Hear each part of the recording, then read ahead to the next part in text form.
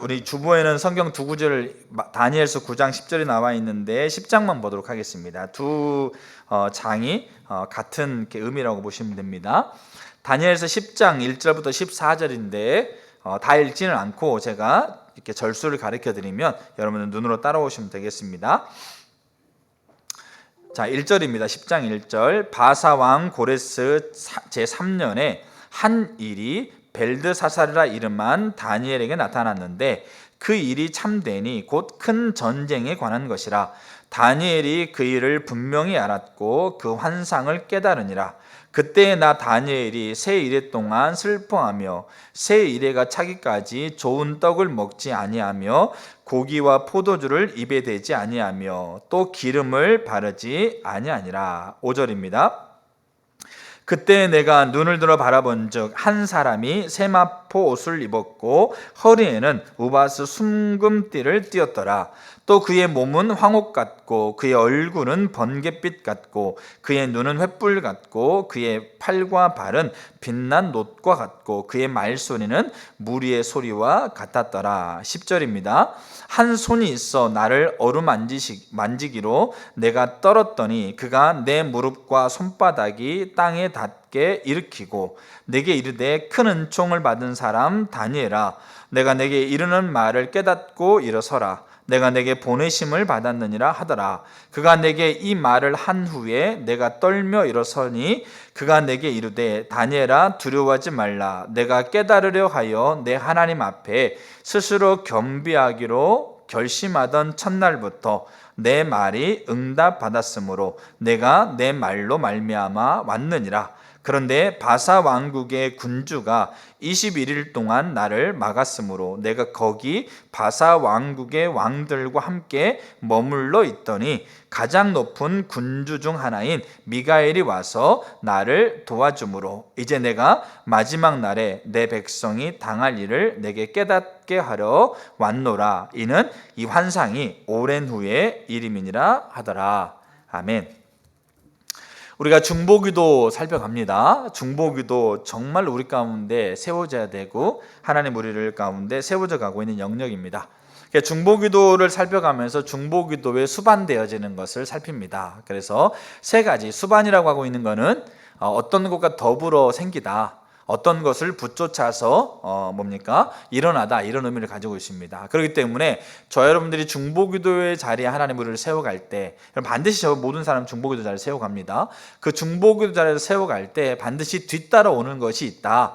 사실 우리가 이 뒤따라오는 것에 대한 우리가 바른 이해를 갖지 못했기 때문에 우리는 사실 이 중보기도의 자리에 올바로 서지 못합니다. 그리고 중보기도에 섰다 할지라도 우리가 지속적으로 하나님께서 우리에게 원하시는 그 자리에 서지 못하고 도중에 주저앉거나 도중에 낙심되거나 도중에 포기하거나 그렇게 서가는 것들이 참 많습니다. 그래서 수반되어진 게 세 가지가 저는 있다고 생각합니다. 첫째가 분리, 둘째가 대가지불, 셋째가 만남입니다. 그래서 오늘은 만남에 대한 걸 살펴갈 건데, 우리가 먼저 분리는 뭡니까? 말 그대로 떨어지는 걸 얘기하는 겁니다. 떨어질 때 우리는 중보기도가 되려면 반드시 분리가 수반됩니다. 거짓신앙 체계와 분리가 돼야 돼요. 삶에서 분리가 돼야 됩니다. 그리고 세상의 소리, 세상의 장소에서 분리가 돼야 되고 생각과 감정에서 분리가 돼야 됩니다. 그리고 그 분리가 돼야 되는 것이 그게 하나의 수반되어지는 거고, 또 하나 수반되어지는 게 대가지불입니다. 대가지불이라고 하고 있는 것은 그 하나님의 나라를 성취하기 위해서 우리가 지불해야 될 것이 있다라는 겁니다. 그래서 이 대가지불이 왜 중보기도에 수반되는 거냐? 중보기도는 하나님 나라 안에 있는 겁니다. 그러니까 우리가 하나님 나라 안에 있지 못하면 중보기도 될까 못할까요? 중보기도 못 됩니다. 그러니까 중보기도라고 하고 있는 활동, 그러니까 기도라고 하고 있는 활동 자체에 우리는 강조를 하는 경향이 있어요. 뭐냐면 기도하러 모이십시오. 기도하는 시간을 가지십시오. 시간을 떼놓고 하나님 앞에 기도하십시오. 그러면서 기도하고 있는 그 활동, 알겠죠? 그 활동에 우리는 강조점을 두려고 한다는 거죠. 그리고 그거를 강조하면서 그 시간을 떼놓고 그 시간에 우리가 기도하면 뭔가 하나님께서 우리가 들으실 줄 안다는 거죠. 근데 기도하는 시간, 나중에 제가 이제 보면 알겠지만 기도하는 시간이, 그리고 그 시간을 따로 떼놓고 그 시간을 갖는 게 대단히 중요합니다. 근데 문제는 뭐냐면 그 시간을 갖는다고 해서 기도가 하나님께서 기뻐하시는 중보기도냐? 여러분, 그게 아닐 수가 있다는 거죠. 그러니까 중보기도는 하나님 나라 안에 있는 하나님의 통치와 다스리심이 실제로 성취되는 게 하나님의 나라인데, 그 하나님의 나라 안에 있는 게 중보기도입니다. 그 하나님의 나라는 치유도 있고 풍요도 있고 우리에게를 인도하는 것도 있고 가르치는 것도 있고 우리에게 소망이 되는 것도 있고, 그 하나님 나라 안에 다 들어있습니다. 네, 그 중에 중보기도도 그 안에 들어가 있죠. 근데 이 중보기도가 왜 이 대가지불이 수반되느냐? 이 하나님의 나라가 성취되고 있는 원리, 그 원리를 보면 금방 압니다. 하나님 나라는 어떻게 이루어진다고요? 하나님의 주권과 인간의 자유의지, 인간의 선택이 만나는 지점에서 하나님의 통치가 일어납니다. 그렇기 때문에 하나님은 그 하나님의 나라를 이루기 위해서 하나님의 사람을 다루십니다. 하나님의 사람을 빚으십니다. 그래서 하나님께서 기뻐하시는 그곳으로 가려면 우리는 반드시 대가 지불이 우리 가운데 일어난다는 거죠. 그게 우리가 지난번에까지 살폈던 거고, 오늘은 이제 세 번째 수반되어진 것 중에 하나가 만남입니다. 여러분, 이 만남이 반드시 일어납니다. 그래서 더치시스 목사는 하늘과 땅을 움직이는 중보기도라는 책에서 이 만남을 유쾌한 만남과 불쾌한 만남으로 분류합니다.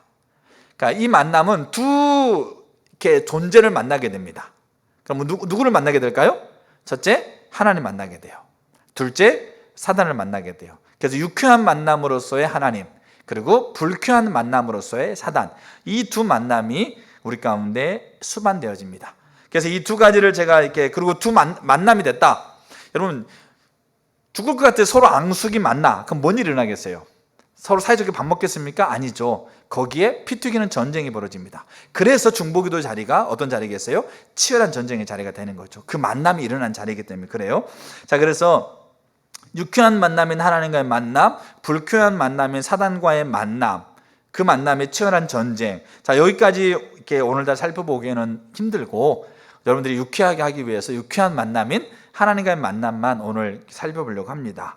그래서 불쾌한 만남은 유쾌한 만남 뒤에, 불쾌한 만남에 대해서는 다음 주에 보도록 할 텐데, 자, 이 중보기도의 이 만남이 실제적으로 이루어지고 있는 장면을 저는 성경에서 다니엘서 10장을 이렇게, 그게 그런 장면이 어디가 있을까라고 봤을 때 다니엘서 10장, 다니엘서 9장과 10장은 같은 이렇게 의미의 장이라고 보시면 됩니다.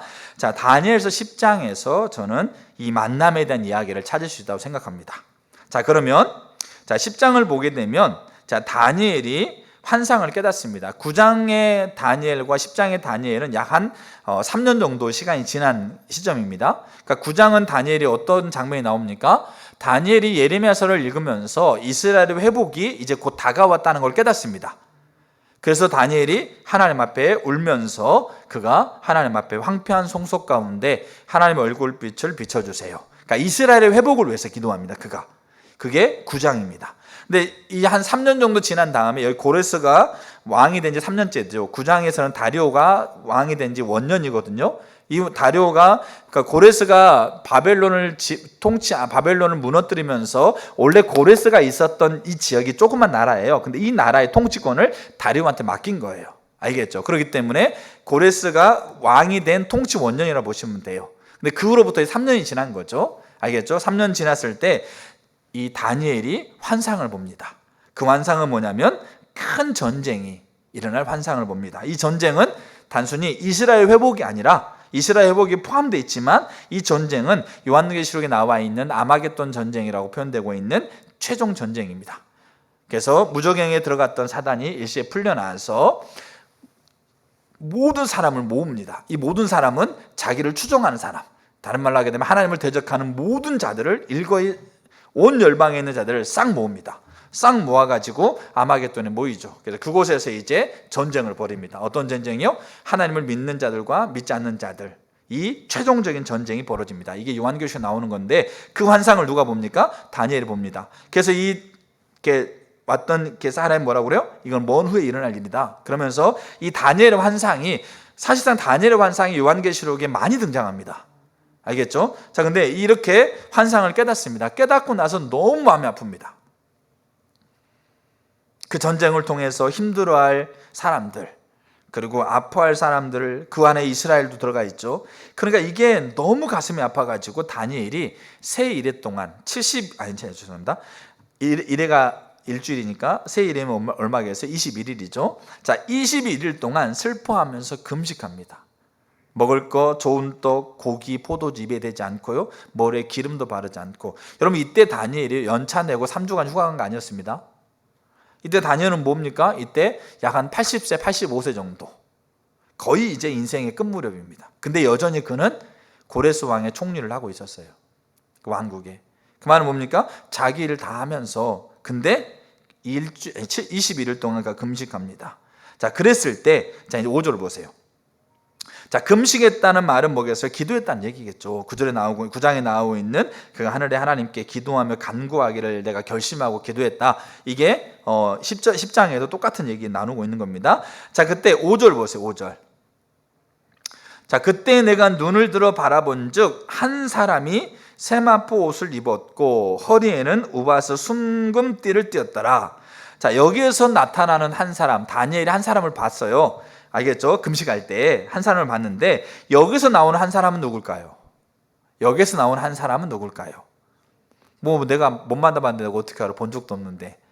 그렇게 한 게 아니고, 자, 여기에서 말하는 한 사람에 대한 이 누구냐에 대한 의견이 두 가지가 있습니다. 하나는 메시아, 우리가 지금 알고 있는 예수 그리스도. 또 이쪽 다른 견해는 뭐냐면 천사, 알겠죠? 가브리엘 천사, 알겠죠? 천사라는 그 견해가 있습니다. 자, 그럼 요 두 개의 견해를 일단 염두에 두고, 자, 성경을, 자, 10절 한번 보세요. 10절. 11절. 10절부터 보면 좋겠습니다. 한 손이 있어 이렇게 되어 있죠. 한 손이 있어 나를 어루만지기로 이렇게 되어 있죠. 한 손이 이제 나와가지고 나를 만지고 나를 이제 일으켰다는 거죠. 일으키면서, 자, 11절. 내게 이르되 큰 은총을 받은 사람 다니엘아, 내가 내게 이르는 말을 깨닫고 일어서라. 내가 내게 보내심을 받았느니라. 이렇게 되어 있습니다. 그러면 여기 11절에 한 손을 내밀어서 다니엘을 어루만지고, 알겠죠? 다니엘이 그 한 사람 만나면서요, 그가 이렇게 얘기하고 있는데 기력이 빠져가지고 그 앞에 넙적 엎드러지는 거예요. 그때 한 손이 나와가지고 어루만지면서 이렇게 세웠어요. 이렇게 세우면서 나는 보내심을 받은 자다라고 얘기합니다. 자, 그럼 여기 보내심을 받는 자는 5절에 나오고 있는 한 사람과 같은 사람일까요? 다른 사람일까요? 어떻게 생각하세요? 같은 사람일까요? 다른 사람일까요? 자, 5절에 나오고 있는 한 사람과 11절에서 나오고 있는 이 한 손이 있어, 이렇게 굳이 사람이라고 표현한다고 한다면 이 사람은 다른 존재입니다. 다른 존재. 그럼 그걸 어떻게 우리가 다른 존재라는 걸 알 수 있느냐? 자, 5절에 나와 있는 한 사람이 서 있는데, 자, 그 사람을 표현하는 표현법이 세마포 옷을 입었고 우바스 순금띠를 띠었고, 6절에 황옥 같고 번개 같고 횃불 같고, 알겠죠? 빛난 녹 같고, 이게 다 어디에 나온 장면이냐면 요한계시록에 나오고 있는 장면입니다. 그러니까 요한계시록이 요 다니엘서를 인용하면서 표현하고 있는 표현법인데, 누구를 표현하는 표현법일까요? 메시아, 일찍 죽임당하신 어린 양이신 예수 그리스도를 표현하고 있는 표현법입니다. 그리고 예수님도 다니엘의 표현을 인용해서 이렇게 자기 자신을 표현하고 있습니다. 그래서 5절에 나오고 있는 이 분은 메시아이신 예수 그리스도를 가리킵니다. 그러면 11절에 나오고 있는 이 한 사람은 메시아가 손을 내밀어서 어루만지고 이렇게 세우고, 이게 아니고 이 한 사람 위에 뭡니까? 가브리엘 천사라고 흔히 얘기하고 있는데 왜 천사라고 보느냐? 자, 12절에 보면 알 수 있어요. 13절. 자, 보내심을 받았습니다. 자, 보내심을 받았는데 이 보내심을 받은 자가 이제 다니엘에게 왔어요. 왔는데 13절에 누가 막습니까? 여기 바사 왕국의 군주가 21일 동안 나를 막았다고 그랬어요. 그럼 나를 막았는데, 이 보내심을 받은 자를 막았는데, 이 보내심을 받는 자는 이게 메시아신 그리스도라면 메시아신 그리스도를 누가 막을 수 있겠어요? 없겠어요? 막을 수가 없는 거죠. 그러면 그거를 막아도 의미가 없는 거죠. 그거를 뭡니까? 충분히 그걸 돌파해서 오시는 분이에요. 근데 이 존재가 거기서 바사 왕국의 왕들과 함께 21일간을 머물 수밖에 없게 돼요. 그리고 그 뒤에 뭐라고 나오냐면, 자, 가장 높은 뭐 중에 하나가, 군주 중에 하나가 누구다? 미가엘이 와서 자기를 도왔대요. 그래서 이 바사 왕국의 군주와 군주들, 알겠죠? 이렇게 사단과 사단의 졸개들이라고 보면 되는데, 그 군주와 군주 졸개들 앞에 둘러싸여서 활로를 찾지 못하고 21일 동안 거기에 막혀 있었는데, 그 똑같은 군주 중에 하나인 미가엘이 와가지고 그 활로를 열었다는 거예요. 그래서 이가 함께 있었던 존재가 그 열린 활로, 미가엘이 뚫어놨던 열린 활로를 통해서 지금 누구에게 오고 있는 거죠? 다니엘에게 왔다라는 거죠. 그럼 여기서 13장에서 세 존재가 같이 있었던 걸 얘기를 보여주고 있어요. 하나가 바사왕의 군주, 또 하나가 보내심을 받은 자, 또 하나가 같은 군주 중에 미가엘. 그럼 이 세 존재가 누구겠어요? 하나님의 세상을 창조할 때 하나님께서 천사를 창조하시고 인간보다 더 이렇게 뛰어난 존재를 창조하셨지만, 그 천사를 뭡니까? 관리하고 천사를 이끌 수 있는 장들을 세 존재를 창조했습니다. 그게 미가엘, 전쟁을 주관하는 것, 가브리엘, 소식을 주관하는 것, 흔히 루시엘, 루시퍼라고 얘기하고 있는 예배를 주관하는 존재. 요 세 존재가 지금 여기 함께 있는 거예요.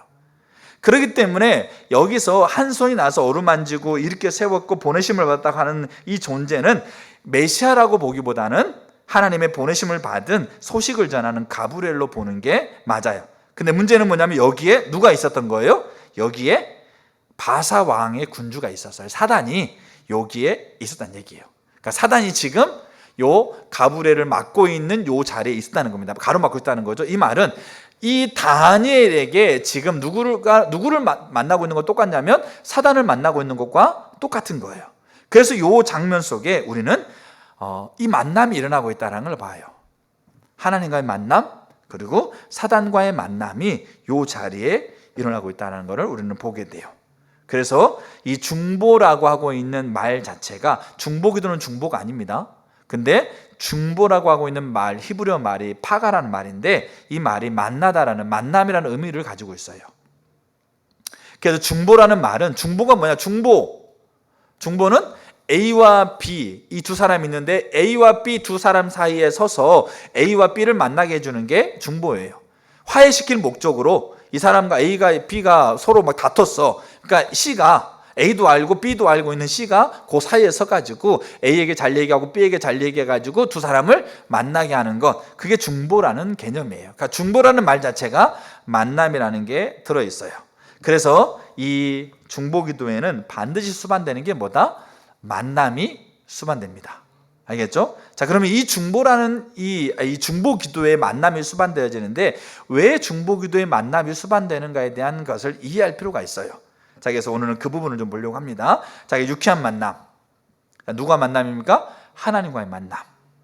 알겠죠? 자, 그 하나님과 만남에 대한 부분을 살피겠습니다. 자, 첫 번째, 다니엘서 10장이 이제 그렇게 이 만남이 일어나고 있던 장면들을 잘 설명하고 있는 이렇게 성경이라는 거를 제가 이제 좀 이렇게 살폈고, 자, 하나님과 만남. 자, 첫 번째, 그 아래 첫 번째. 자, 한번 여러분들 한번 여쭤볼게요. 하나님과의 만남을 가능하게 하는 조건은 뭘까요? 하나님과의 만남을 가능하게 하는 조건이 뭘까요? 여러분, 조건이 뭐라고 생각하세요? 하나님과의 만남을 가능하게 하는 조건. 네. 만나보셨으면 알 텐데. 이렇게 만나보셨으면 금방 이해할 텐데. 그래서 다들 만나셨는데 어떻게 만났는지 뭐 이렇게 부지불식간에 만나서 잘 모르겠어요. 하나님과의 만남이 가능하게 하는 조건. 그럼 제가 다시 물어볼게요. 자, 의식 자체는 하나님과의 만남을 가능하게 하는 조건일까요? 아닐까요? 자, 의식 자체는 하나님과의 만남을 가능하게 하는 조건일까요? 아닐까요? 어떻게 생각하세요? 자, 하나님과의 만남을 가능하는 조건은 의식 자체가 아닙니다. 그러니까 우리가 의식을 하나님과의 만남을 이렇게 위한 수단이라고 얘기하는데, 의식 자체가 하나님과의 만남의 조건은 아닙니다. 이 말은 무슨 말이냐면 제가 한번 설명을 드릴게요. 제 아내는 착하고 사랑스럽습니다.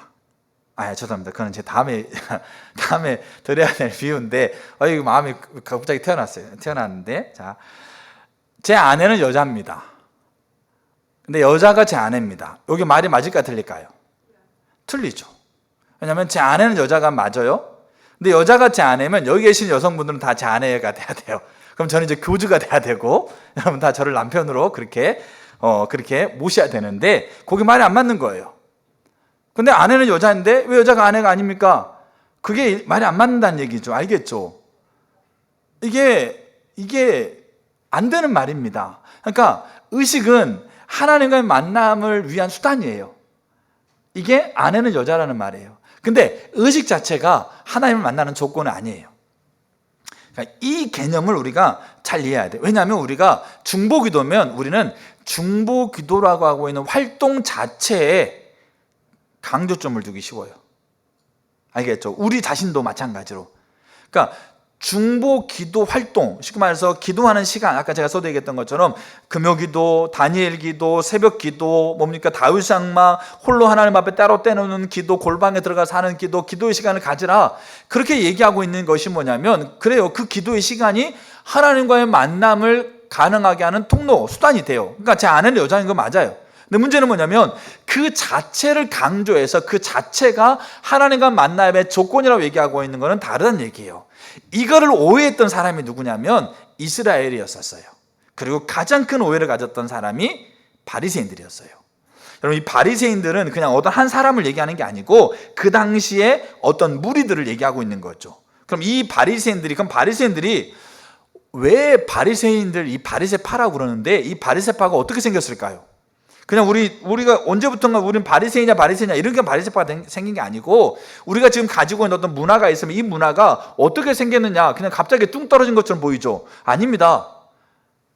정말로 치밀한 어떤 전략과 어떤 방향성을 제시하고 이런 교육과 문화와 이런 것들이 아우러져 가지고 이 문화가 형성되는 거예요. 그럼 바리새파라고 하고 있는 이 문화가 어떻게 형성됐냐 이거죠. 그들이 가지고 있는 신앙의 이 가치관이 어떻게 형성됐느냐? 어떻게 형성됐을까요? 자, 유대인들이, 바리새인이 없었어요? 자, 유대인들이 그들이 자기들의 현재 상황을 본 거예요. 근데 자기 현재 상황은 뭐냐? 로마의 압제 가운데 압제를 받으면서 힘들어하고 있는 자기 현재 상황이에요. 근데 자기들이 믿고 있는 하나님은 만왕의 왕이시고 만주의 통치자이신데 그 하나님께서 우리에게 주고 있는 유업은 뭐냐면 온 세계가 다 하나님의 것이고 그 하나님의 것을 누리는 가장 대표적인 민족으로 자기 민족을 세웠거든요. 근데 우리 민족이 지금 온 세계의 열방을 아우를 수 있는 민족이 아니라 로마라고 있는 한 나라에 의해서 압제당하고 있는 게 이게 말이 안 맞는 거잖아요. 그러니까 그럼 왜 우리나라가 지금 현재 이 상황이 이렇게 되고 있는가에 대한 원인을 찾기 위해서 뭘 연구하게 됐냐면 자신의 민족의 역사를 돌아보게 됐어요. 역사는 뭐겠어요? 우리 민족이 어떻게 시작했고 우리 민족이 어떻게 흥망했고 우리 민족이 어떻게 망했고 어려웠는가를 돌아보기 시작했어요. 돌아보니까 결론이 딱 한 가지였습니다. 그 결론이 뭘 것 같으세요? 하나님이었어요. 우리 민족이 누가 시작했습니까? 하나님이 시작했고 우리 민족이 흥왕했을 때 그들은 그래서 지금도 국기가 다윗의 별이잖아요. 다윗이 왕으로 있었을 때 그 민족은 고대 군동을 다스렸거든요. 장악했거든요. 누구도 감히 어떤 나라도 감히 유대인을 범접할 수가 없었어요. 다윗의 왕 때. 그러니까 하나님이 다윗을 세워가지고 하나님이 다윗과 함께 있었을 때 그거 어디서 나와요? 다 성경에 나와요. 그러니까 하나님 함께 있을 때 하나님이 우리나라를 흥왕하겠다. 반대로 하나님이 함께 있지 않았을 때 예레미야 시대 때, 이사야 시대 때, 호세아 시대 때 하나님께서 함께하지 않았을 때 우리나라는 정말로 극심한 주변 나라에 완전히 놀림거리가 되었다. 다 어디 나와요? 다 그게 다 성경에 나오는 내용이에요. 다 역사책에 나온 내용이에요. 그래서 그들이 내린 결론이 이거예요. 하나님이다. 하나님과 함께 있어야만 된다. 그래서 그들이 뭘 시작했냐면 바리새라는 말의 의미 자체가 분리라는 의미를 가지고 있어요. 떨어진다. 그래서 하나님과 함께 있는 것이 그들의 역사를 보니까 이게 해결책이에요. 그래서 바리새인은 결심을 그 유대인들 안에서 그런 무리가 움직임이 생긴 거죠. 하나님과 함께 있지 않는 것에서부터 철저하게 자기 자신을 분리시키는. 알겠죠? 거짓신앙, 삶, 세상의 소리, 장소, 생각과 감정 이것에서 철저하게 그를 분리시키는 그 움직임이 일어납니다. 그래서 율법을 그럼 하나님과 함께 있지 않는 것에서 분리하려면 뭐가 필요하느냐? 하나님께서 말씀하셨던 율법 그 율법을 철저하게 하라고 하는 것, 하지 말라고 하는 것을 지키거나 그리고 하지 말라는 거 하지 않고 하라는 거 하면 하나님이 함께 있다라고 언제 약속하셨어요? 모세오경에 약속했지 않습니까? 그래서 그 율법을 철저하게 이사야 예레미야 때 잘했다고 하지만 그 정도는 아니야. 우리가 더 그것과는 비교할 수 없이 율법을 철저하게 지키면서 하나님이 하라는 거 하고 하지 말라는 거 하고 하지 말라는 거 안 하면 그러면 하나님 우리와 함께 있다라고 하고 있는 약속을 하나님께서 이루실 거야 라고 생각하면서 하나님께서 기뻐하지 않는 것에서 철저하게 자기 자신을 분리시키는 것, 이 움직임이 바리새인들의 시초예요. 얼마나 귀합니까? 분리하라고도 분리 안 하고 있는 우리의 형편에서 얼마나 이게 아름다운 결단입니까? 그래서 그들은 율법을 613가지로 분리했어요. 그리고 613가지 중에 하라는 거 하지 말라는 거 분리하고요. 그 밑에 2만 가지 이상의 해야 될 거 하지 말라는 걸 다 쪼개놨어요. 그럼 뭐 했겠습니까? 철저하게 그 율법 지켰어요. 자, 그러면 이 바리새인들이 하나님 만났을까요? 안 만났을까요? 어떻게 생각하세요? 하나님 만났을까요? 안 만났을까요? 하나님 못 만났어요. 하나님께서 보내시는 자, 침례 요한 같은 경우는 하나님의 보내신 자거든요. 보내신 자가 와가지고 너희들은 하나님 못 만나고 있다 그렇게 얘기한다고 한다면 그래 만에 하나 천에 하나 보내신 자니까 뭐 이렇게 그 말을 잘못 전달할 수 있어요. 근데 문제는 하나님 당사자가 오셨어요. 누가 오신 겁니까? 바리새인 때 예수님 오신 거죠. 그분은 누굽니까? 하나님 당사자입니다. 당사자가 오셔가지고 뭐라고 그래요? 너희들이 지금 나 못 만나고 있다. 너희들이 지금 나를 지금 가까이 하고 있지 않다. 너희들이 지금 나를 지금 보고 있지 않다. 하나님 당사자가 와서 얘기하고 있는 거예요. 근데 바리새인은 그거 인정하지 못했어요. 왜냐? 지금도 당사자가 와가지고 너 나 못 만나고 있고 나 지금 만나고 있지 않고 내 말을 듣고 있지도 않아. 나를 사랑하고 있지 않아. 내 뜻을 너희가 알지도 못해 라고 아무리 얘기해도 그들은 지금 뭐하고 있는 거죠? 율법 잘 지키고 계명 잘 지키고 있으니까, 규칙 잘 지키고 있으니까 그들은 하나님 만나고 있다고 생각했고 하나님 만나는 결과로 그들이 누리고 있는 부와 명예가 있다고 생각한 거예요. 근데 하나님을 못 만났어요. 이게 하나님의 만남을 가능하게 하는 조건이 의식 자체가 아니라는 말이에요. 기도라고 하고 있는 활동 자체가 하나님을 만나는 게 아니란 얘기입니다. 근데 기도라고 하고 있는 활동이 하나님을 만나는 통로 수단이 돼요. 요 이해를 잘 하셔야 된다는 얘기예요. 그래서 우리는 기도라는 활동, 이 바리새인의 관점에서 기도라고 하는 활동 자체를 강조하면서 그 활동 자체를 하고 있으면 나는 하나님을 만나고 있고 하나님을 만나는 것처럼 여긴다는 얘기죠. 근데 하나님과의 만남이 가능한 조건은 그게 아니었습니다. 그러면 하나님과의 만남을 가능하게 하는 조건이 뭘까요? 뭘 것 같으십니까? 이거를 성경에서 우리에게 하나님이 이미 해답을 가르쳐 놓으셨어요. 대표적인 구절 제가 두 구절 말씀드릴 텐데 예레미야 29장 13절 자 읽어드릴게요. 너희가 전심으로 나를 찾고 찾으면 나를 만나리라. 자, 하나님을 만나는 조건에 대해서 하나님 뭐라고 그럽니까? 전심으로 나를 찾고 찾으면. 자, 이사야 55장 6절 너희는 여호와를 만날 만한 때에 찾으라. 가까이 계실 때에 그를 부르라. 자, 그러면 하나님이 자신을 만나는 조건으로 뭘 제시하고 있습니까? 찾는 것을 제시하고 있어요. 찾는 것. 누구를 찾는 거예요? 하나님 찾는 것. 하나님을 열심히 찾는 것. 그러면 이제 궁금한 게 또 하나 생기겠죠. 그럼 찾는다는 말이 뭐냐? 알겠죠? 그럼 찾는다는 말이 뭐냐를 가장 잘 보여줄 수 있는 구절이 시편 24편 6절. 자, 이 구절 한번 띄워봐 주세요. 시편 24편 6절은 정말 여러분 중요한 구절입니다. 자, 제가 읽어드릴게요. 이제 성경 구절 나오면 또 보세요. 이는 여호와를 찾는 족속이요 야곱의 하나님의 얼굴을 구하는 자로다. 요게 히브리 문학의 평행법입니다. 제가 아까 갑자기 제 마음이 불쑥 튀어나와 버렸는데, 자, 제 아내는 착하고 사랑스럽다. 그러면 사랑스러운 여자가 따로 있고 착한 여자가 따로 있습니까? 아니죠. 그러면 착하다는 말 속에 제 아내는 착하고 제 아내는 사랑스럽습니다. 그러면 이 착하다는 자리에 사랑스럽다는 말을 들어가도 됩니까? 안 됩니까? 되겠죠. 말이 안 되죠. 그렇게 하는 것 자체가 말이 안 되는 겁니다. 그럼 여기 자, 이는 이게 평행법이란 얘기예요. 어떤 한 주제를 더 분명하고 더 이해가 쉽게 설명하기 위해서 그거를 같은 내용을 나열하는 거를 반복하는 거죠. 그러면 여기 이렇게 돼 있어요. 구조가 이렇게 돼. 잘 보세요. 여기에 여호와, 그 다음에 찾는, 족속, 요 세 가지가 큰 대상이에요. 큰 어떤 이 단어라 보시면 돼요. 대상. 그러면 이거를 평행법으로 이거를 그대로 이거를 요 뒤에 반복하고 있습니다. 반복할 때 여호와 자리에는 뭐를 집어넣고 있어요? 다윗이 야곱의 하나님, 야곱의 하나님. 그 다음에 여기 족속, 이 족속의 자리에 뭘 집어넣고 있어요? 자로다.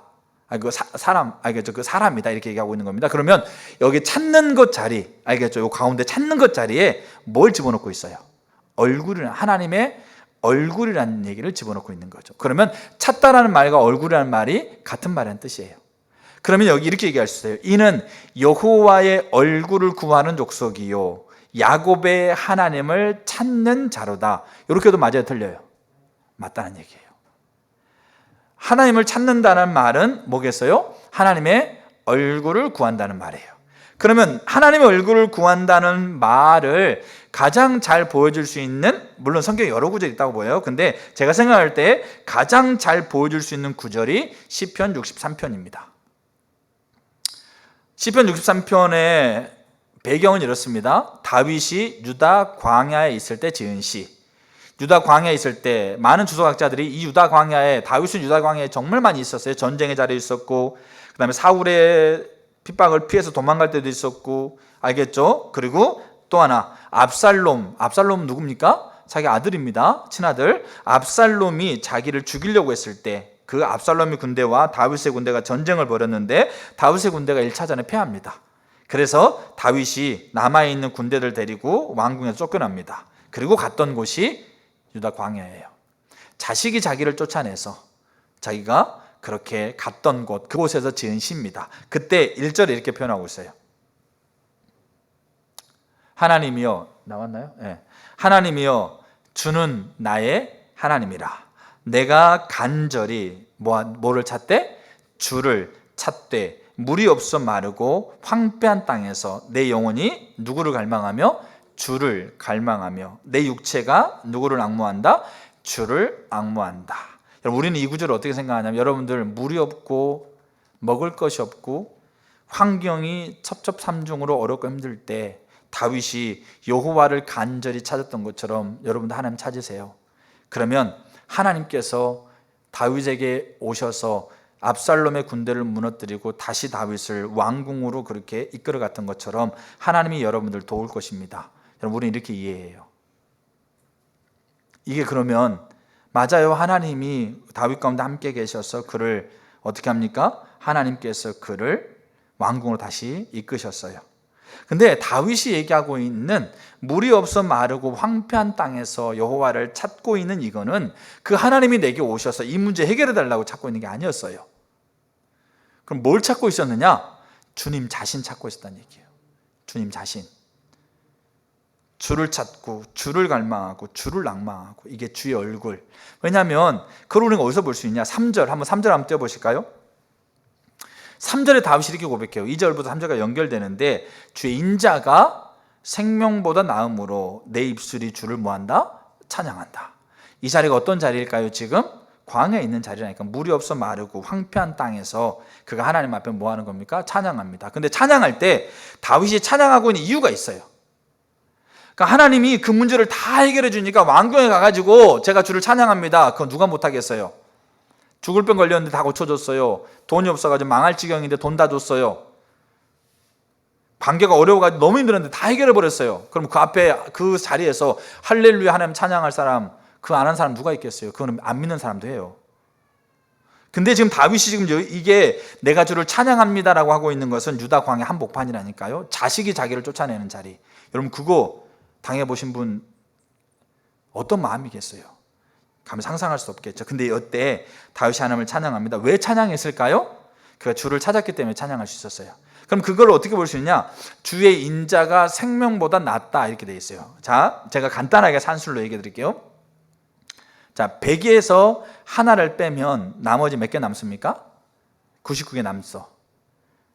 자, 그러면 100은 다윗이 보고 있는 하나님의 인자하심이었어요.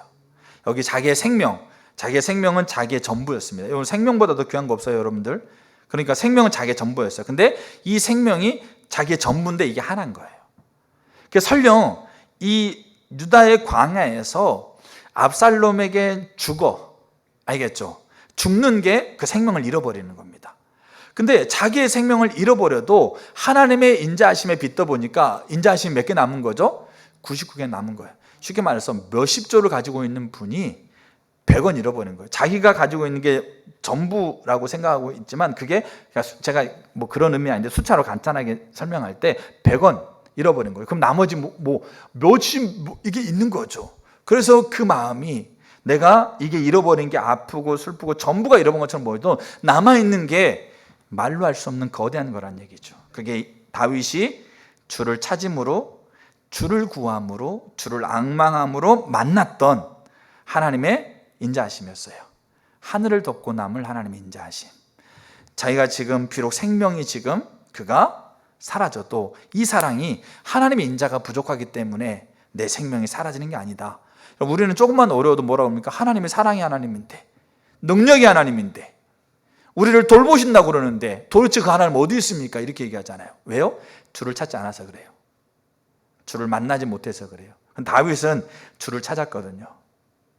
그리고 2절에 보게 되면 그게 성전이라고 표현해요. 하나님을 예배하고 있는 성전이라고 표현하는데, 그러니까 하나님을 찾고 하나님을 만나다 보니까 하나님의 인자가 온 땅을 덮고 남는 거죠. 그래서 내가 지금 생명을 잃어보도 이 생명이 하나님의 사랑이 부족했거나 하나님의 사랑이 문제가 있었거나 하나님의 능력이 부족했거나 문제가 있어서가 아니었다. 그거를 다윗이 고백하고 있는 거죠. 주를 찾았기 때문에 주를 만남으로 고백하여 그걸 깨닫는 순간 그는 그 광야 자리에서 하나님을 찬양해요. 이게 하나님을 찾는다는 말입니다. 이게 다윗이 주는 나의 하나님이시라 내가 간절히 주를 찾고 주를 갈망하며 주를 앙모한다는 말의 의미입니다. 이거를 성경은 얼굴을 구한다라고 얘기합니다. 자, 두 번째. 자, 지금 우리가 하나님과의 만남을 보는데 왜 중보기도가 하나님 만남이 수반되는가? 이 만남이 수반되는가에 대한 이야기를 보고 있는 거죠. 자, 하나님과 만남은 유쾌한 만남인데 그 하나님과 만남의 조건이 뭐냐? 조건은 하나님을 찾는 거다. 그 찾는 것은 뭘 의미하는 거냐? 하나님 얼굴을 구하는 거다. 자, 그 아래 두 번째. 중보기도는 하나님을 찾는 겁니다.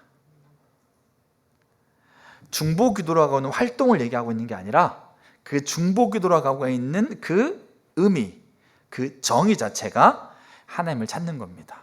그러니까 뭐가 일어나겠어요? 하나님과의 만남이 일어나게 돼 있어요.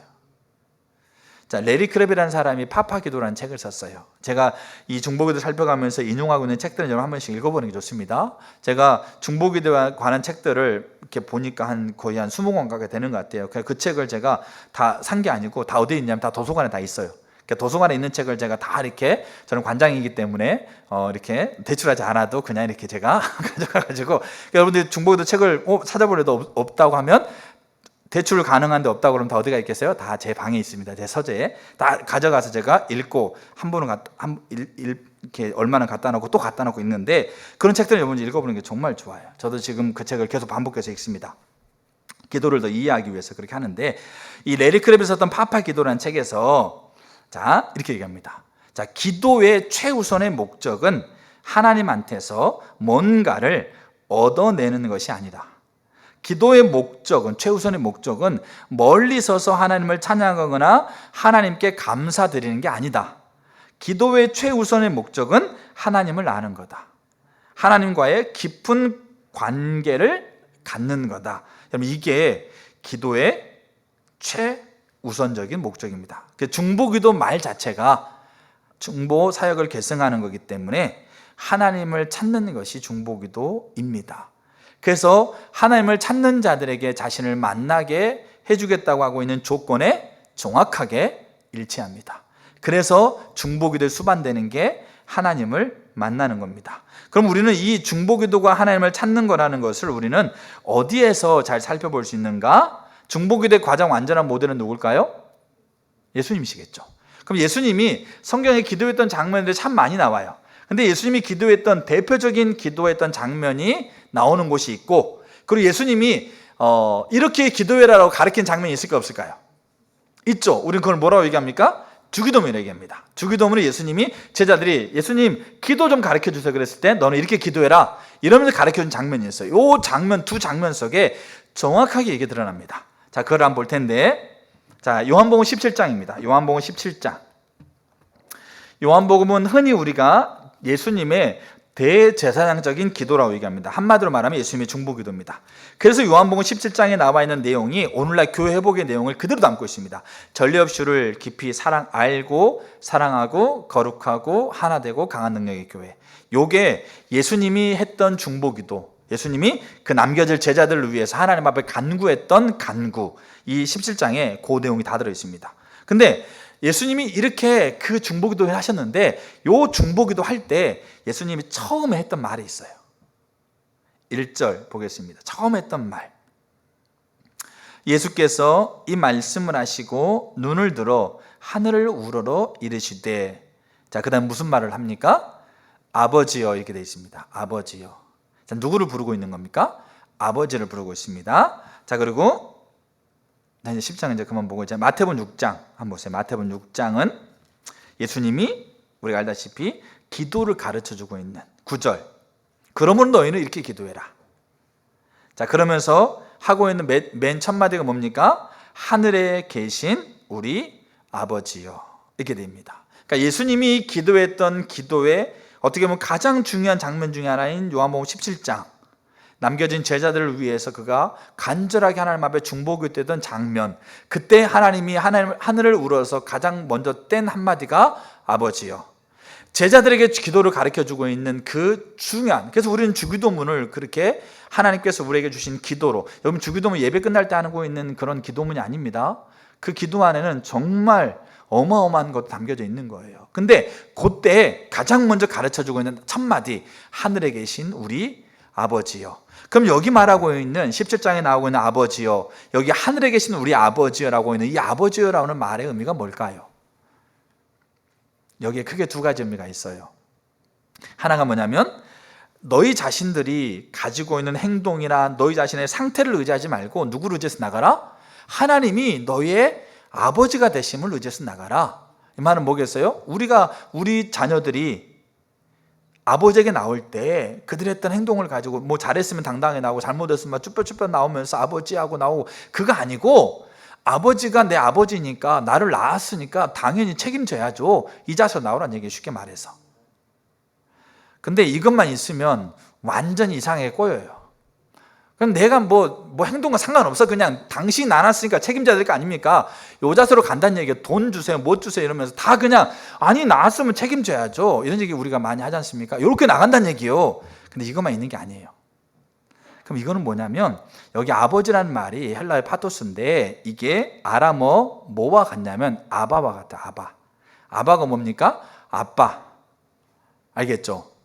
그러니까 이 아빠라는 말은 뭐겠어요? 그 아버지와 친밀한 관계에서 이 꼬맹이 어린아이가 아빠한테 뛰어갈 때 내가 이렇게 아버지 됨을 근거해서 내가 뛰어가면 아빠가 나한테 우유도 먹여주고 나에게 이제 뭐 보행기도 사주고 그렇게 하겠지, 이렇게 가고 있는 게 아니라, 물론 크면 클수록 그렇게 이런 몸이 약삭바람이 오지만 그가 3살 때 뭐 2살 때 아빠 하며 달려갈 때 그가 아빠가 이렇게 달려가면 나한테 이제 용돈 줘가지고 나는 이제 좀 있으면 이제 어디 카페 가서 우유 한잔 마시고 있겠지? 이렇게 가는 게 아니란 얘기죠. 그럼 뭡니까? 아빠가 자기의 원하는 바의 전부였던 거죠. 아빠가 자기의 사랑하는 거에 전부인 거예요. 아빠는 아빠한테 가서 아빠한테 안기는 게 자기의 기쁨의 전부인 거예요. 그래서 아바라고 뛰어가는 거예요. 그게 예수님이 얘기하고 있는 아버지란 얘기예요. 너희가 기도할 때 이렇게 기도해라. 너의 상태, 너의 환경, 너의 모습을 근거하지 말고 하나님이 너의 아버지 되심을 뭡니까? 근거해서 하나님께 나아가라. 그러나 그 나아갈 때 아버지 자신을 구해서 나가라. 아버지가 너의 전부고 아버지가 너와 함께 있는 것이 기쁨이고 아버지한테 가는 것이 너의 즐거움이어서 그 아버지를 너희가 사랑하고 기뻐함으로 아버지께 가라. 이게 예수님이 그렇게 했어요. 예수님은 하나님이셨지만 이 땅에 오셨을 때 자기 자신이 가지고 있는 하나님의 성품을 많이 제약했거든요. 그럼 예수님이 사역을 어떻게 감당하셔야 되겠어요? 아버지가 그에게 주시는 은혜로 사역을 감당할 수밖에 없어요. 그래서 예수님은 항상 뭐 했겠습니까? 아버지 앞에 간구했어요. 물을 위로 걸을 때, 죽은 자를 살릴 때, 나사로 살릴 때, 병든 자를 고칠 때, 뭡니까? 없는 거를 있게 만들 때 다 어디를 간구했겠어요? 자기의 상황이나 사건이나 환경이 아니라 아버지 되심, 반드시 책임져야 될 책임을 가지고 있는 책임자이신 아버지 되심을 근거에 나갔다는 말이에요. 근데 아버지 되심을 근거에 나아가되 예수님은 아빠라고 부르면서 그 아버지와 함께 있는 것이, 아버지를 알고 아버지와 만나는 것이 그의 유일한 기쁨이었기 때문에 아버지께 간 거예요. 그리고 아버지께 기도했어요. 그거를 예수님은 이 땅의 삶에서 충만하게 누렸던 분이신 거죠. 그래서 그분이 누릴 뿐만 아니라 제자들이 기도 가르쳐달라고 그러니까 제자들에게도 이거를 누리게 하고 싶었거든요. 그래서 가장 먼저 했던 게 뭐냐면 하늘에 계신 우리 아버지여 그렇게 기도해라 라고 얘기하고 있는 거예요.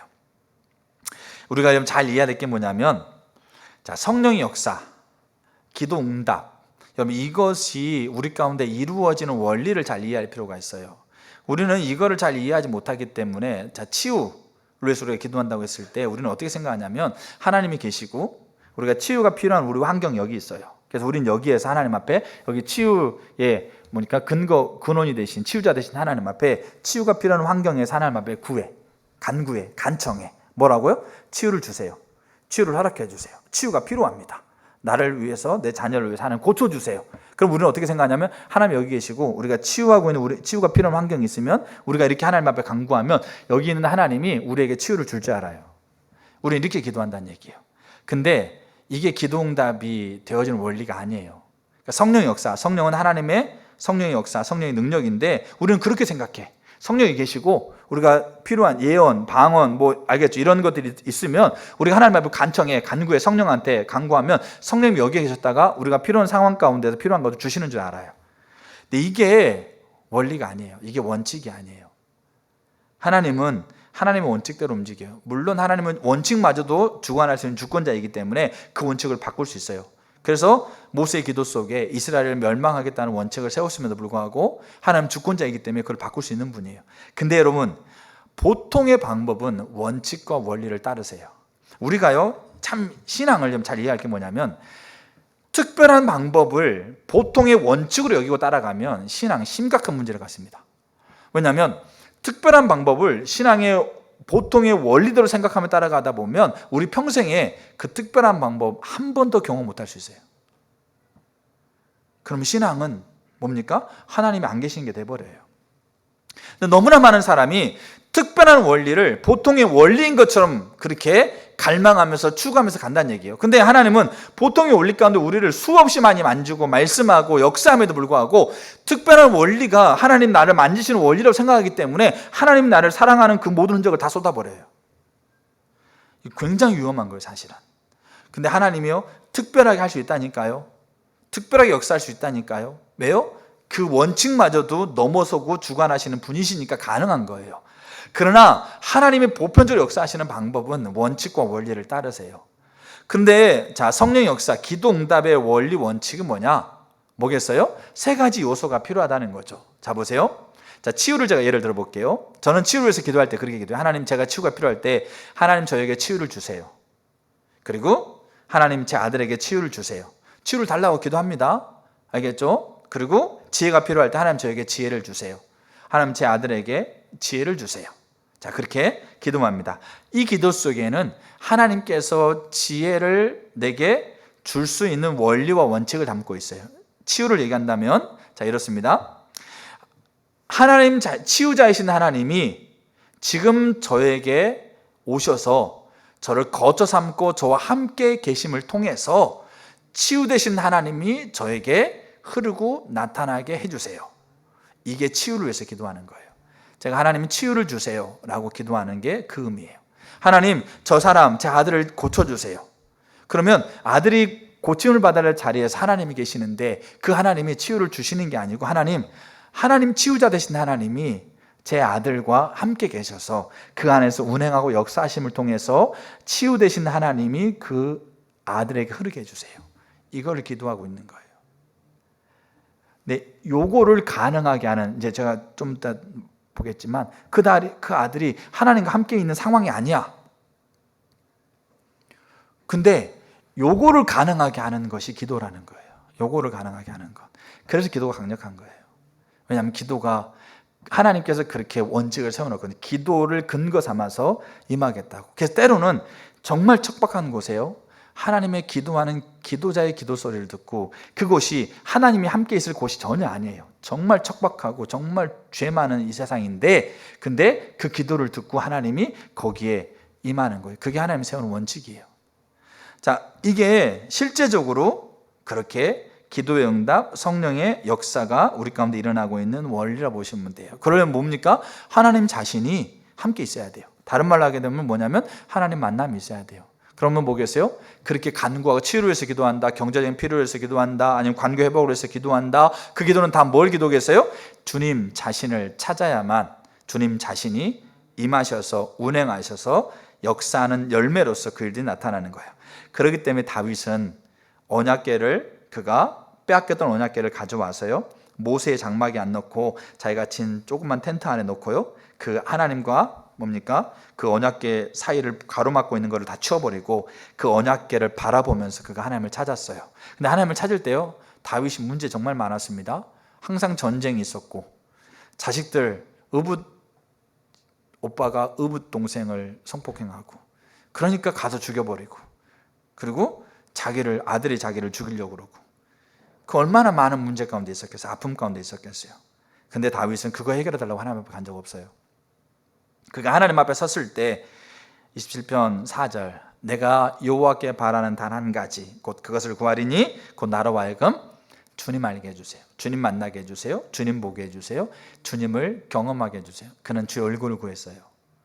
그의 모든 문제 상황들, 내가 얼굴 구하면 다 하나님이 이제 해결해 주겠지. 그래서 문장만 그렇게 하는 게 아니고 진짜 얼굴 구했어요. 얼굴 구함을 통해서 내가 원하고 바라고 소망했던 거 아무것도 안 이루어져도 그 유다 광야에서 자기가 설령 죽어도 그는 여호와를 찬양했다니까요. 왜냐하면 여호와를 구하고 여호와를 찾는 다윗에게 누가 만났겠어요? 여호와가 그를 만났거든요. 그러니까 이제 좀 더 뒤에 또 나누겠어요. 그러니까 그 만남이 유쾌한 만남이 되는 이유가 있어요. 여러분, 그래서 중보기도는 중보기도하고 있는 활동 자체를 얘기하고 있는 게 아니라 중보기도가 가지고 있는 하나님을 기뻐하고 하나님을 사랑하고 하나님과 함께 있는 것이 만족이고 하나님의 의중과 의도를 아는 것이 우리의 간구의 유일한 이유고 그분만이 우리의 바라는 바이기 때문에, 그래서 우리는 그분 자신을 구해서 나가는 것을 중보기도의 정의라고 합니다. 그래서 신앙의 사람들은 중보기도의 자리에 설 때 기도하러 가지 않았어요. 여러분, 우리가 금요기도, 새벽기도 뭡니까? 다윗왕 먹을 때 기도하러 오지 말라고 하는 얘기가 그거예요. 기도하는 시간 맞아요. 근데 기도하러 오는 게 아니고 뭐하러 오는 겁니까? 하나님 찾아오는 거예요. 하나님의 얼굴을 구하여 오는 거예요. 그러니까 하나님을 만남의 조건인 하나님을 찾는다는 게 정확하게 중보기도가 일치가 되기 때문에 하나님과 만남이 일어나게 돼 있어요.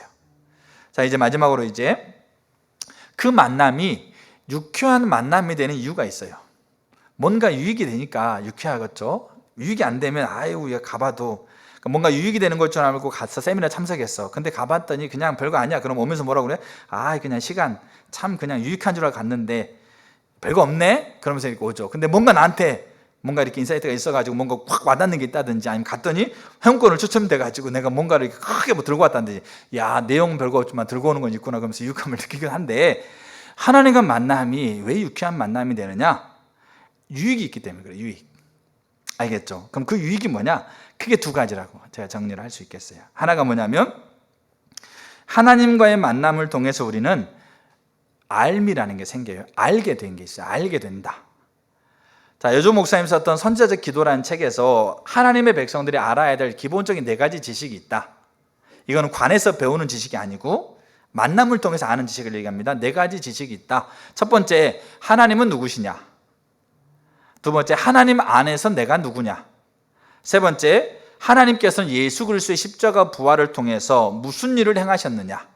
네 번째, 하나님께서 우리에게 주고 있는 그 구원과 권세와 능력이 얼마나 크고 놀라운가? 이 지식을 하나님의 사람들은 알아야 된다. 라고 그렇게 얘기합니다. 근데 이게 어디서 알아질까요? 이게 하나님을 만날 때 알아지는 겁니다. 그래서 우리는 이제 이런 부분들을 다 이렇게 좀 이렇게 정리하자면, 하나님을 만나게 되면 우리는 세 가지를 알게 돼요. 첫째, 하나님 자신을 알게 돼요. 둘째, 하나님 목적을 알게 돼요. 셋째, 하나님의 길을 알게 돼요. 길은 방법을 얘기합니다. 그게 이게 정확하게 중보기도인 거예요. 하나님 자신을 알고 하나님 목적을 알아 그 목적을 이루는 방법대로 이 땅에 하나님이 그 뜻을 성취하도록 기도하고 그게 동참하는, 이게 정확하게 중보기도입니다. 그게 우리에게 하나님과 만남을 통해서 우리 가운데 되어지는 유익입니다. 두 번째, 하나님과의 만남을 통해서 하나님은 다른 사람을 만나게 돼 있어요. 제가 이제 다음 주, 그 다음 주에 중보기도의 역할을 볼 텐데요. 중보기도의 역할은 분배하는 역할입니다. 물건을 생산하는 게 있고 물건을 분배하는 게 있죠. 그러니까 우리는 생산자가 아니에요. 중보기도는 뭡니까? 생산했다는 것을 받아가지고 배달해 주는 걸 얘기합니다. 알겠죠? 그게 중보기도 역할입니다. 그럼 그 배달에 무슨 일이 있느냐?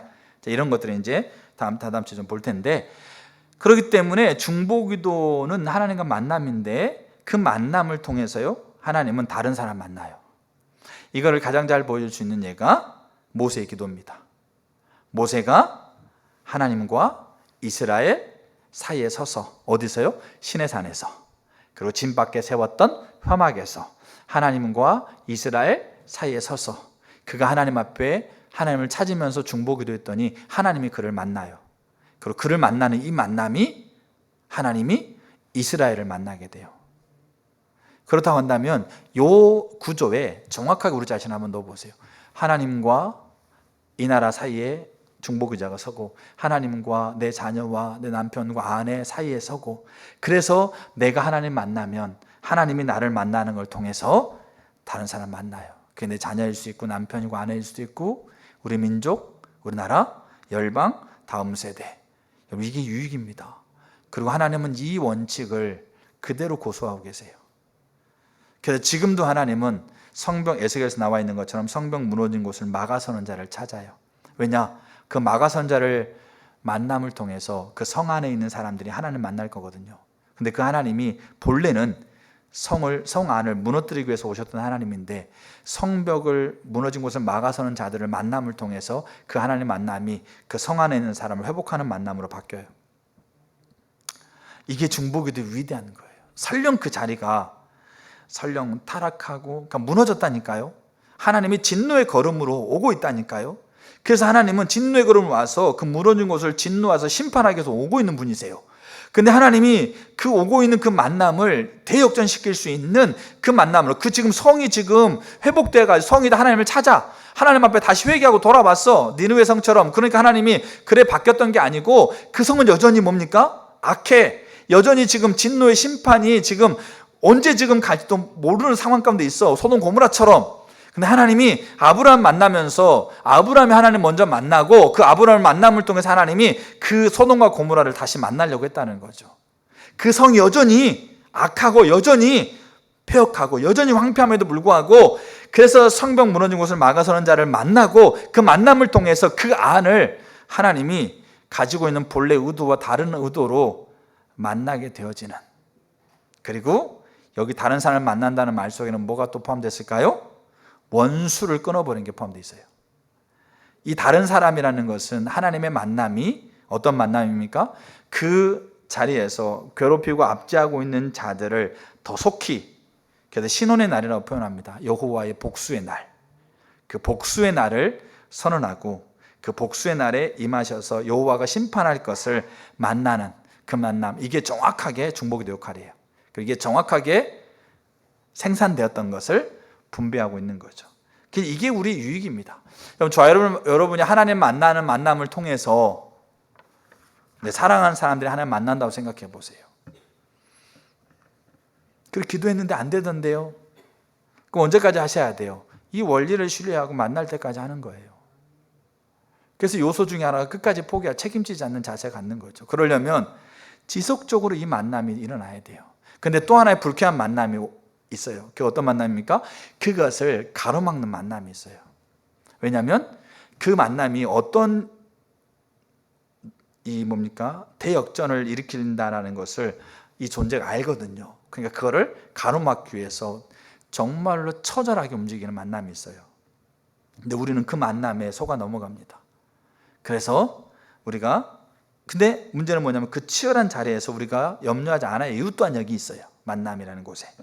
그래서 오늘은 유쾌한 만남으로서의 누구의 만남입니까? 하나님과의 만남입니다. 여러분들이 제가요 중보기도 자리에서 간다면 하나님을 만났을 거예요. 근데 또 하나의 만남인 이 사단과의 만남을 통해서 21일이라고 하고 있는 이 기간들을, 숫자적 21을 얘기하는 것도 있고, 다니엘은 실제로 숫자적 21일을 기도했습니다. 근데 이거는 7이 3번 곱해지죠. 7은 완전수거든요. 그러니까 21일만 견디면 된다 이게 아니고, 하나님이 그 만남을 통해 다니엘이 포기해버렸다면 사실은 그 놀라운 다니엘의 기도가 일어날 수 없었다고 볼 수도 있어요. 그렇다고 한다면 이 만남이라는 것을 올바로 우리가 이해하지 못하면 우리 중보기도요, 사단이 우리를 만나고 있는 만남에 노출돼서요 중보기도 희미해져 갑니다. 기도했다가 안 되죠. 기도했다가 점점점 기도했다가 멈춰지죠. 그리고 우리의 기도가 멈춰지면 당연히 하나님과의 만남이 멈춰지기 때문에 예배 이렇게 봉사 이런 모든 것들이요 점점점 동력을 잃어갑니다. 그러니까 우리의 삶에서 금방 나와요. 내 삶에서 어떤 것들이 내 삶에서 무너져가고 있는데 금방 보입니다. 그럼 이걸 왜 그럴까요? 만남. 근데 가장 핵심적인 요소가 기도예요, 사실은. 그래서 기도라는 책을 다 살펴보세요. 그러면 기도라는 책에서 이구동성한 얘기가 뭐냐면 신앙생활, 하나님을 따라가고 하나님의 자녀의 삶의 핵심이 기도라 얘기해요. 그냥 그게 생명이니까 그래요. 생명을 연결하고 있는 연결줄이기 때문에 기도를 강조하고 있다는 얘기입니다. 그러면 이게 왜 그럴까? 이게 만남 때문에 그렇다고 보시면 돼요. 그래서 저와 여러분들이 유쾌한 만남으로서의 하나님과 만남이 지금도 일어나고 있고요, 일어나야 됩니다. 그래서 우리가 하나님 앞에 기대하시면 좋겠어요. 하나님, 제가 중보기도의 자리에 제가 다시 하나님 앞에 섭니다. 그러니까 중보기도라고 하고 있는 활동을 강조하는 게 아니라, 알겠죠? 그 활동을 내가 결정하고 결단하고 하나님 앞에 세울 때 그 활동에 뭘 하라는 거예요? 주를 찾는 그 중심을 그 활동 가운데 같이 가져가시라는 얘기예요. 이게 본질입니다. 그리고 이게 활동 자체가 의식이라고 보시면 되고, 그래야면 그게 하나님께서 제시하고 있는 하나님을 찾는 조건으로서 정확하게 일치가 되는 겁니다. 그래서 저 여러분들이 그렇게 중보기도 회복되기를 원하고요, 그 중보기도에 수반되고 있는 유쾌한 만남이 여러분 가운데 회복되기를 축복합니다. 아멘. 그렇게 되기를 축복합니다. 그 유익이 있다니까요. 그렇게 유익이 있습니다. 그렇게 되기를 축복하고, 우리 찬양 같이 했으면 좋겠습니다. 우리 아까 우리 찬양팀이 찬양했던 그 비준비하신 이게 뭡니까? 엘리야의 기도를 이렇게 가지고 하늘과 땅을 위해 하나님 비를 내리시는 것들을 악보 하나 주실래요? 이렇게 찬양하고 있는 건데, 그래서 저기 그 기타 악보